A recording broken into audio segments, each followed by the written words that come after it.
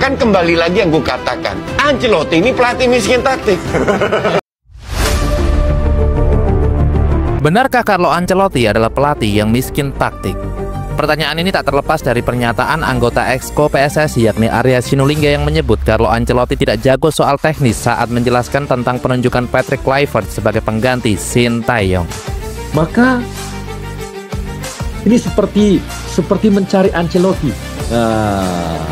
Ancelotti apakah jago di teknis? Ayo, enggak kan? Memang harus diakui bahwa Ancelotti begitu menonjol karena kemampuan man manajemen serta keluasannya mengatur harmoni ruang ganti. Bahkan Ancelotti juga disebut sebagai jagoan diplomasi meja makan, karena Ancelotti kerap mengambil hati para pemainnya dengan sebuah jamuan makan malam. Salah satu contohnya adalah ketika David Beckham pernah dibuat Ancelotti tak bisa berhenti melahap tortellini, pasta khas Italia dalam sebuah jamuan makan di kota Parma. Kepiawaian Ancelotti melakukan pendekatan personal kepada pemain seolah mengaburkan ketajamannya dalam aspek teknis. Namun entah siapa yang pertama kali menyebut Ancelotti adalah pelatih yang miskin taktik. Lantas benarkah anggapan bahwa Ancelotti adalah pelatih yang miskin taktik?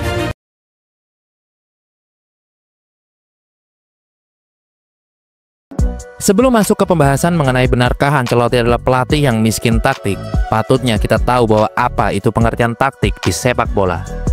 Dilansir dari detik.com, taktik adalah suatu siasat atau akal yang dirancang dan akan dilaksanakan dalam permainan oleh perorangan, kelompok maupun tim untuk memenangkan suatu pertandingan secara sportif.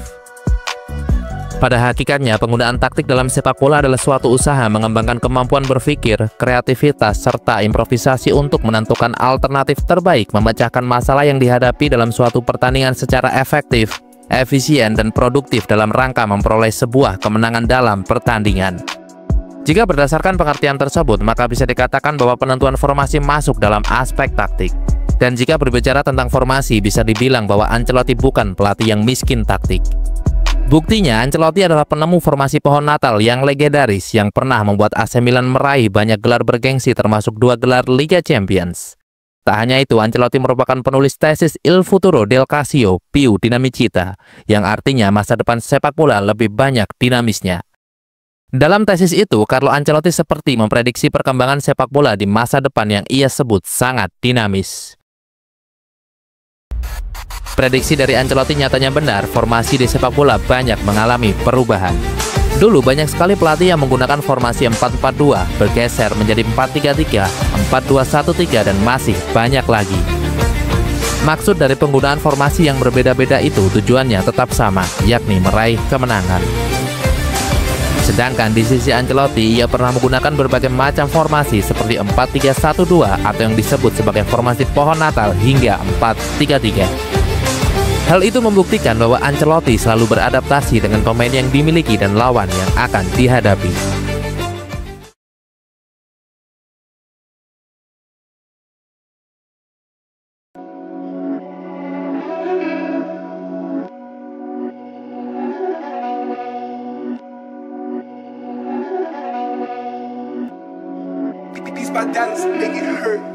Entah dari mana awal kemunculan anggapan yang menyatakan bahwa Carlo Ancelotti adalah pelatih yang miskin taktik.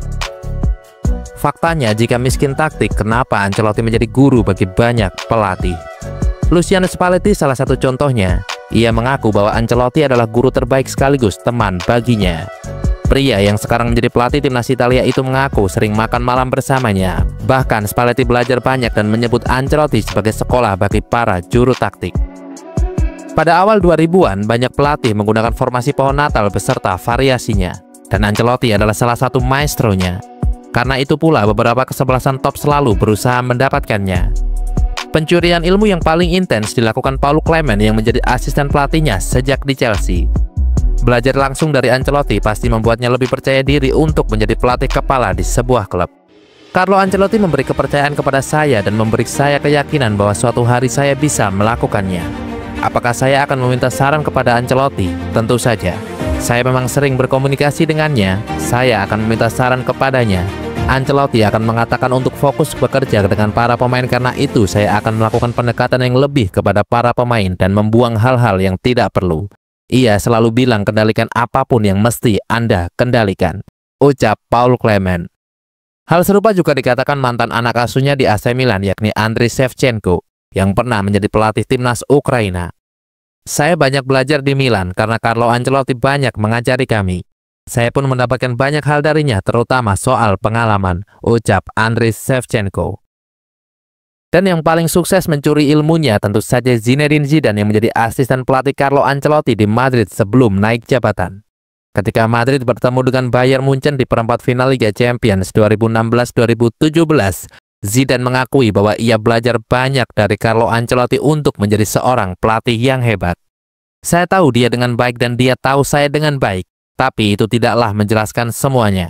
Saya belajar banyak dari Carlo Ancelotti, tapi asal Anda tahu, saya tidak ingin untuk memberitahu Anda apa yang saya pelajari dari dia, karena itu sangat banyak, kata Zinedine Zidane.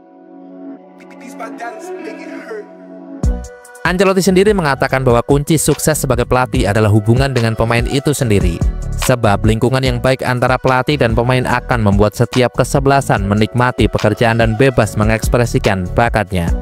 Tentu terkadang saya bisa marah, tapi biasanya hubungan saya dengan para pemain tenang, cetus Ancelotti. Sejak membesut Juventus, rasio kemenangan Ancelotti selalu di atas 50%. Bahkan kala menangani Real Madrid di periode pertama, persentase kemenangannya mencapai 74% atau yang terbesar sepanjang sejarahnya menjadi pelatih. Dan dari data tersebut, kita tidak bisa menyaksikan bahwa Ancelotti adalah pelatih yang hebat.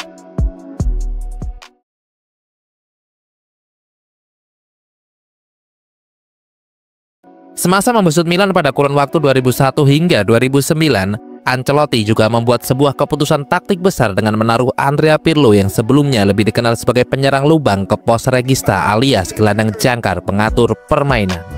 Keputusan menarik Pirlo ke posisi yang lebih dalam membuat Ancelotti bisa menurunkan semua sumber daya terbaiknya dan menjadi bukti bagaimana kreatifnya seorang Ancelotti dalam meramu taktik.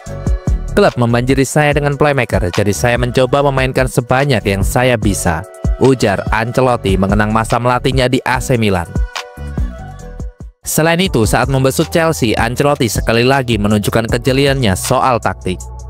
Kala itu, Ancelotti mengawali musim dengan formasi berlian 4-3-1-2. Formasi ini lantas diubah menjadi 4-3-2-1, 4-3-3, lalu kemudian 4-2-3-1 untuk menyesuaikan lawan dan pemain yang ada. Perubahan-perubahan yang dilakukan Ancelotti nyatanya terbukti berhasil membuat Chelsea menjadi juara Liga Inggris dan mencetak 103 gol selama satu musim. Sebuah pencapaian yang tentu saja tak semua pelatih dapat meraihnya.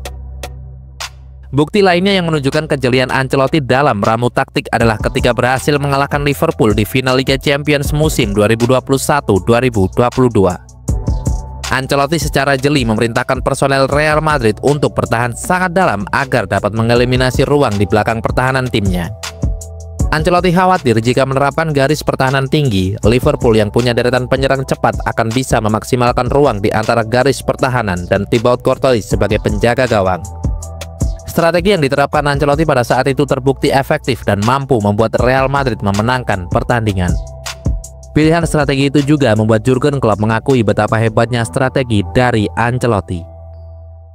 Tak bisa diragukan lagi, Carlo Ancelotti merupakan salah satu pelatih dengan rekam jejak paling mentereng dalam sejarah sepak bola. Carleto bisa menemukan bingkai taktik atau rencana permainan yang tepat menyesuaikan dengan materi tim atau kekuatan sang calon lawan. Pengalaman Ancelotti di Parma menolak kans merekrut Roberto Baggio karena fanatismenya akan sistem 4-4-2 membuatnya menjadi figur yang adaptif. Ia lantas sadar bahwa sistem permainan harus bisa mengakomodasi potensi yang ada dalam tim. Pelatih yang cerdas adalah pelatih yang mampu menyesuaikan permainan dengan karakteristik para pemainnya. Dia akan menjadi seorang idiot jika memiliki penyerang seperti Vinicius yang memiliki motor di bawah kakinya dan tidak bertaruh kepada taktik serangan balik, ungkap Carlo Ancelotti. Mengacu kepada pernyataan di atas, Ancelotti tentu masuk kategori pelatih cerdas. Meskipun ada anggapan bahwa Carlo Ancelotti miskin taktik, kenyataannya ia adalah pelatih yang sangat adaptif dan memiliki pemahaman mendalam tentang permainan. Keberhasilannya di berbagai klub dan kompetisi membuktikan bahwa ia selalu memiliki strategi yang efektif dan mampu mengelola tim dengan sangat baik. Jadi, Carlo Ancelotti bukanlah pelatih yang miskin taktik.